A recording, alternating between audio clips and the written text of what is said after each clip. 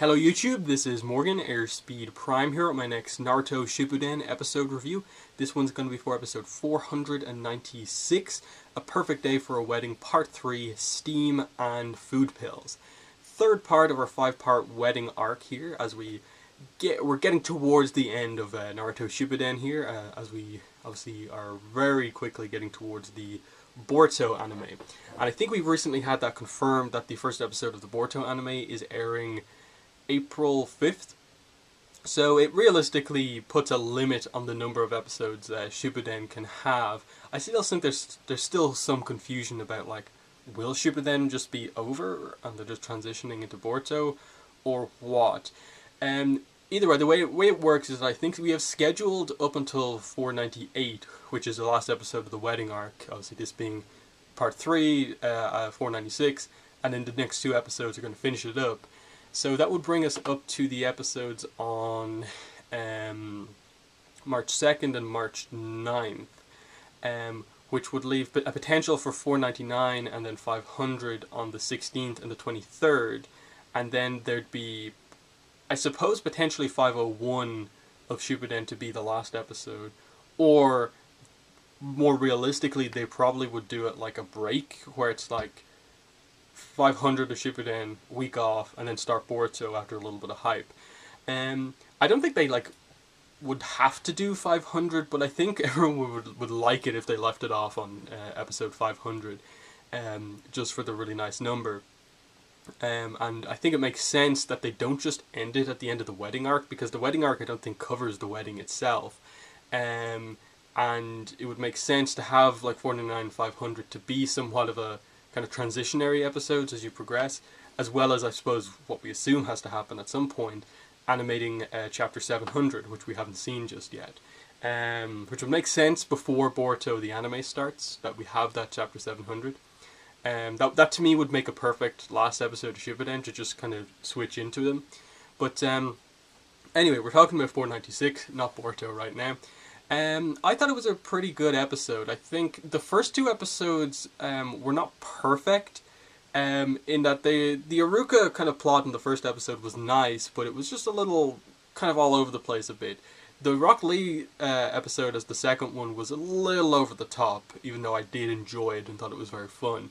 This one I felt had a nice blend of just really interesting character interactions, while being, you know, fun, but also kind of meaningful, in that, like, these are some kind of relationship between characters' interactions that we haven't seen a lot of recently. So it was actually nice to get to see, like, Sakura and Ino kind of be competitive with each other again, and kind of, in the end, I suppose, show their friendship, that they're both going to work together to buy a present for Naruto and Hinata. That was nice.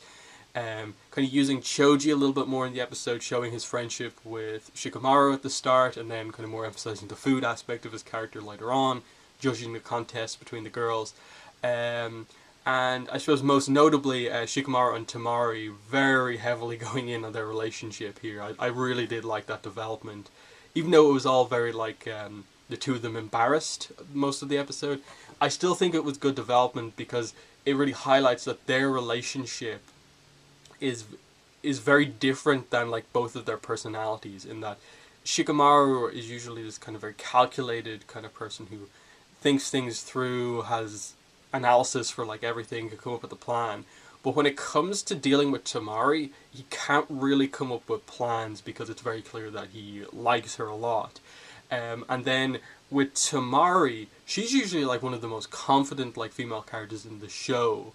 But she becomes quite shy and kind of embarrassed, and kind of struggles to speak almost when she's around Shikamaru to a degree, especially as their relationship is kind of progressing from whatever it was before into them actually, like, going out on dates and stuff like that. So it was interesting to just see the miscommunication here of Shikamaru being so kind of flustered about just running into Tamari that he failed to give context to what he was thinking about, in that he's like, oh, we want to go to this inn, I have to go with you to this inn to address the honeymoon situation, and he never actually said that it was for Naruto and Hinata. So Tamari was just like, what? Honeymoon? We're going? Me? Like, I'm the one? Like, it was really fun to just see her be so flustered because it doesn't really happen all that much with other characters. She's usually one of the most kind of confident and almost kind of scary characters to kind of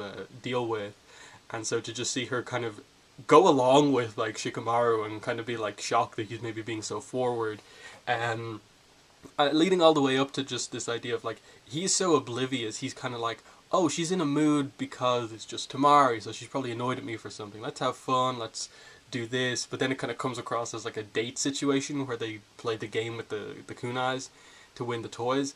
And then when they actually get to the hot springs at the end, just the idea that it finally comes out, the confusion, and he's just like, oh yeah, you go in on your own to check out the women's baths and then report back to me. And then she's just like, what? Go in on my own?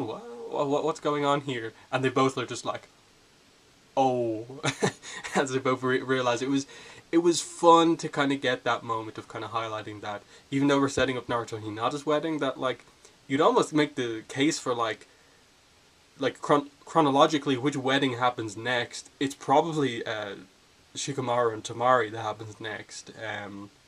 Given that we don't really know when like Sakura and Sasuke like properly get together, we don't really know when Ino and Sai like properly get together and so on.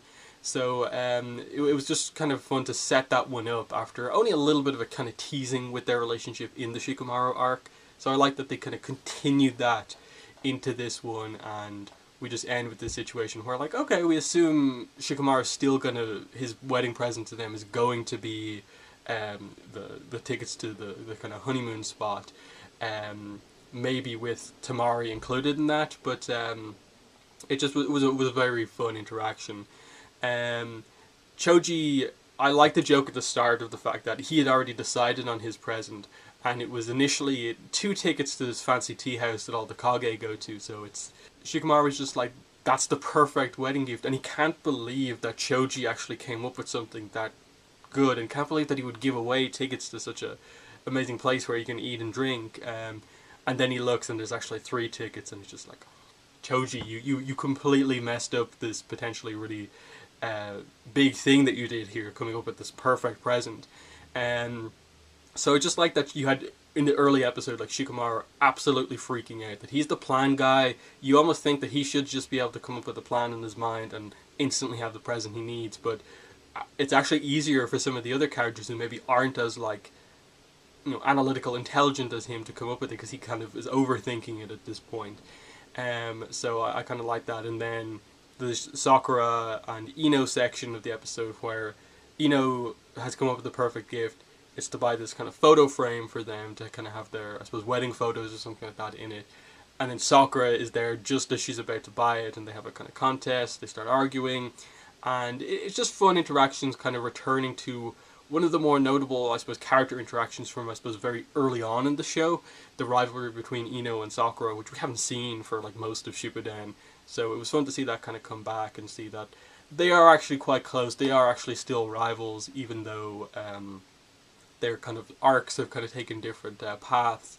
But yeah, seeing them both kind of make food pills, and you had the funny moment with Choji kind of passing out because the food was actually just so good, his blood sugar shot up, and they thought he was dead. There's some excellent use of like older soundtrack pieces, like Pain's theme I think was used for the Choji death scene, quote unquote.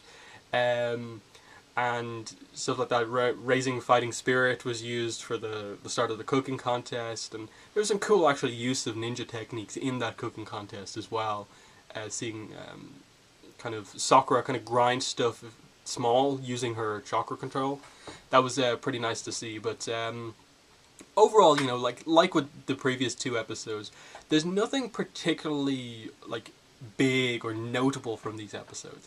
It's all just kind of fun character interactions, which I actually quite like. I think they're what's wrong with the problem with some of the earlier arcs that we had here, the Sasuke arc covering that novel, the Shikamaru arc, is just that when you try to tell a big story but only have 5 episodes to do so, you're trying to create a threat really quickly and also resolve that threat. Whereas I think with our characters older at this point in time, you actually get a little bit more out of just having episodes like this, where you can emphasize the character interactions a lot more. You don't have to have tons of action scenes to kind of take away some of the time from the episode. You can actually just have an episode be pretty good quality by just having characters, you know, talk to each other and address like where they are at this point in their lives. So Tamari and Shikamaru addressing their relationship, Sakura and Ino arguing again and kind of reflecting on the past and like coming together as friends to get a gift for Naruto and Hinata. That sort of thing actually really works, and I think in the next episode there's the potential for some of that stuff as well, in that it seems to be focused on Gaara and Killer Bee getting their gifts for Naruto, and how exactly they go about doing that is interesting. In that, I think Gaara Gaara of course would want to get Naruto a really, really good present, and because of the impact that Naruto had on his life. So like him maybe struggling with a present is going to be interesting in terms of how he actually decides to do it. Tenten looks to be somewhat involved. Rock Lee looks to be somewhat involved in the episode as well. But I hope it's more focused on Gaara. Killer Bee, I'm like, okay, they're kind of the two remaining kind of Jinchurikis left in the kind of series at this point. There's a connection between those two. It would make sense that Killer Bee would want to get Naruto something. So it could be pretty fun depending on what approach he has to actually giving a gift to Naruto. But again, they ended this episode with the whole 22 days until the wedding. They have to commit to doing something with the wedding. Like, I know the novel doesn't actually cover the wedding itself and kind of ends just before that. But I feel with this countdown timer, you can't just get to episode 5 and end it and then just, oh, no wedding. Because we're getting to the stage now where within this group of episodes, like the last 20 or so episodes, where we've been in the post-series stuff, we haven't had a ton of Naruto and Hinata setup. You've basically told us now that they're engaged, they're just about to be married very shortly. Show us those two interacting, show us their relationship a lot more. I know we have a full movie addressing their relationship, but show us a little bit more of this stuff, and showing the wedding will be a good way to do that. But that's been the video. That's my thoughts on the episode. In the comments, let me know what your thoughts were on the episode, your thoughts on my review. But yeah, just going to end it there by saying link to my Twitter and Tumblr are in the description, as well as a link to my Patreon campaign and PayPal donation link if you want to help support my channel. But that's been the video. Thanks for watching, and bye.